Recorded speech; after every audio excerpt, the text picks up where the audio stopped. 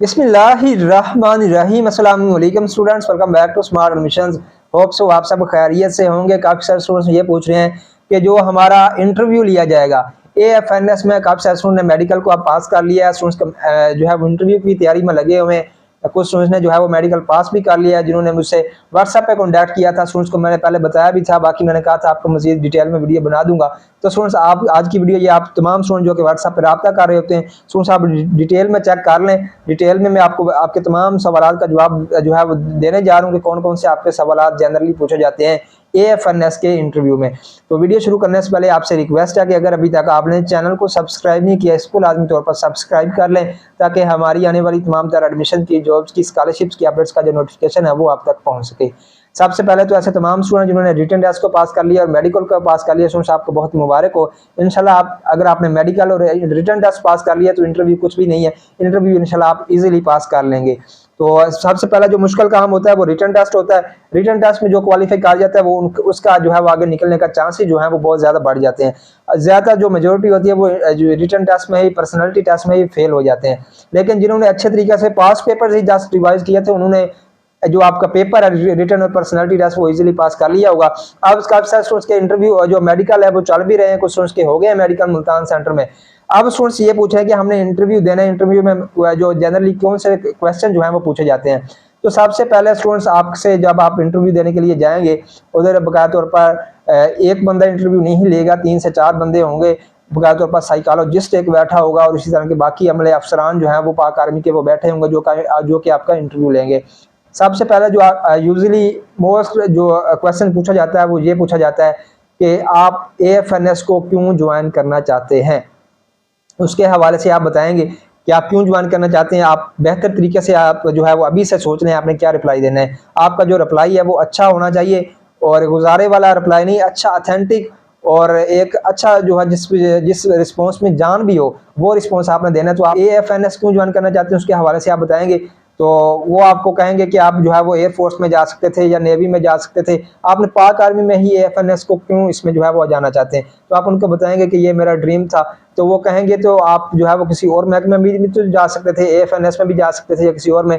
या अगर आप ये कहेंगे कि मेरा नर्स बनने का शौक था या डॉक्टर बनने का शौक था, तो वो आपको वैसे कह देंगे कि आप जो है वो फिर एमबीबीएस कर लेते, आप जो है इसमें क्यों आए आर्मी में। तो फिर आप उनको बताएंगे कि हमारा जो है वो एक तो महंगाई इतनी है, आपको मालूम है सारा, आप उनको बताएंगे कि सारा महंगाई इतनी है तो हम अपने पेरेंट्स पे जो है वो बोझ नहीं बनना चाहते। इस वजह से हमने जो है वो ये सोच रहे थे कि हम अपनी फ़ी इजीली खुद अफोर्ड कर सकें और उसके अलावा घर वालों पे बर्डन ना डालें। इस वजह से हमने इसमें पाक आर्मी में एएफएनएस में आर्म्ड फोर्सेस नर्सिंग सर्विसेज में अप्लाई किया था, ताकि हमारी सिलेक्शन हो जाए, हम अपने घर वालों को भी कमा के खिलाएं और ख़ुद भी खाएं। तो क्योंकि आपको पता है महंगाई इतनी है, इसकी वजह से हम जो है हमारे पेरेंट्स इतनी ज़्यादा फ़ी अफोर्ड नहीं कर सकते थे कि वो कहीं बाहर प्राइवेट जो एमबीबीएस या बीडीएस करवाएं। तो इस वजह से हमने इसमें अप्लाई किया। सबसे पहले तो आपका ये सवाल पूछा जाएगा। उसके बाद इससे पहले एक और सवाल जो पूछा जाता है वो ये होता है कि आप अपना इंट्रोडक्शन बताएं। इंट्रोडक्शन आपका जो है वो सिंपल होना चाहिए, लेंथी जो है वो इंट्रोडक्शन नहीं होना चाहिए। आपने अपने बारे में बताना है, आप कहाँ से बिलोंग करते हैं उसके बारे में बताना है, आपके फादर का जो ऑक्यूपेशन है, जो आपका फादर क्या काम करते हैं उसके हवाले से आप उनको बताएंगे। और अपनी जो डिग्री है पिछली, उसके हवाले से आप बताएंगे कि आपने डिग्री कहाँ से की है और आपके कितने सिबलिंग्स हैं, आपके कितने बहन भाई हैं। ये आप 4 से 5 फिक्रे आप उनको अपने इंट्रो में बताएंगे। मैक्सिमम आपका 1.5 से 2 मिनट का इंट्रो जो है वो होना चाहिए। तो ये आप उनको अपना तारुफ बताएंगे। उसके बाद आपसे जो मैंने पहले सवाल बताया वो आपसे किया जाएगा कि आप एएफएनएस को क्यों ज्वाइन करना चाहते हैं।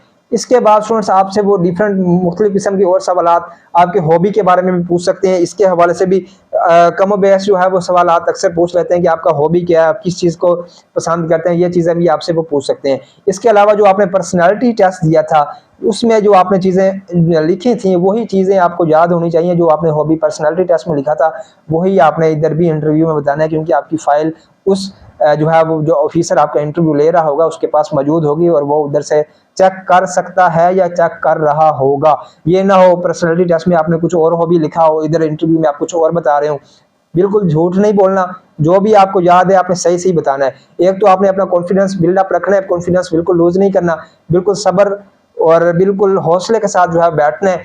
कोई एक्स्ट्रा मूवमेंट आपने जो है वो नहीं करनी। जब आपने इंटरव्यू देने जाना है तो जब आपने बैठना है, आपके बैठने का जो स्टाइल है वो अच्छा होना चाहिए। बिल्कुल आपने कोई एक्स्ट्रा मूवमेंट नहीं करनी, और अब वो आपकी हर एक चीज़ को जो है वो चेक देख रहे होंगे। तो इस वजह से स्टूडेंट्स आपने हर चीज़ का ख्याल करना है। स्टूडेंट्स वो आपसे ये भी पूछ सकते हैं कि आप पॉलिटिकल पाकिस्तान की किस पार्टी को जो है वो सपोर्ट कर रहे हैं। उसके हवाले से स्टूडेंट्स आपने उनको ये नहीं कहना कि मैं इस पार्टी को सपोर्ट कर रही हूँ या मैं इस पार्टी को सपोर्ट कर रही हूँ। आपने कहना है कि सर जी क्योंकि मैं जो है वो आर्मी में जो है वो अप्लाई करने के लिए आई हूँ, और जो आर्मी ऑफिसर होते हैं वो न्यूट्रल होते हैं, वो जो है वो पॉलिटिकल वोट कास्ट भी नहीं करते। तो इस वजह से जो है वो किसी भी पार्टी को जो है वो मैं सपोर्ट नहीं करती, क्योंकि मैं आर्मी ऑफिसर बनना चाहती हूँ आपकी तरह, और इसी वजह से मैं जो है वो बिल्कुल भी किसी पार्टी को सपोर्ट नहीं करती। इसके अलावा स्टूडेंट्स वो आपसे आपके फ्यूचर गोल्स के बारे में पूछ सकते हैं कि फ्यूचर में अपने आप को कहाँ देखते हैं। तो आप उनको जो है वो बताएंगे कि आप फ्यूचर में क्या करना चाहते हैं, आपको पता है आप क्या करने के लिए आई हैं। फोर्स में पाकिस्तान आर्मी में जो है वो नर्स बनने के लिए आई हैं, नर्सिंग सर्विसेज देने के लिए आई हैं। तो आप उनको जो है वो कह सकते हैं कि सर मैं भी आपकी तरह एक दिन, इस तरह आप आज इंटरव्यू ले रहे हैं, इस तरह मेरा भी ड्रीम है कि मैं भी एक दिन जो है वो मज़ीद जॉब्स देने के लिए जो है वो इंटरव्यू करूँ।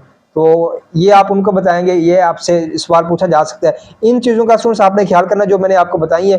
इस्लामिक रिलेटेड जो है, इस्लाम रिलेटेड सवाल आपसे पूछ सकते हैं, आपसे गुस्ल के फ़राइज़ पूछ सकते हैं, वज़ू के फ़राइज़ पूछ सकते हैं, कुरान पाक की सबसे जो लेंथी सूरत है वो कौन सी है उसके हवाले से पूछ सकते हैं, सबसे छोटी सूरत कौन सी है उसके हवाले से आपसे पूछ सकते हैं। इसके अलावा वो आपसे ये भी पूछ सकते हैं कि आपके नेम, जब आप अपना इंट्रो देंगे उनको, तो वो आपको अपने नाम का मीनिंग भी पता होना चाहिए, तो आपके नाम का वो मीनिंग भी आपसे पूछ सकते हैं। इसके अलावा स्टूडेंट्स वो आपकी हाइट वेट का तो उनके पास पहले ही डाटा रिकॉर्ड होगा।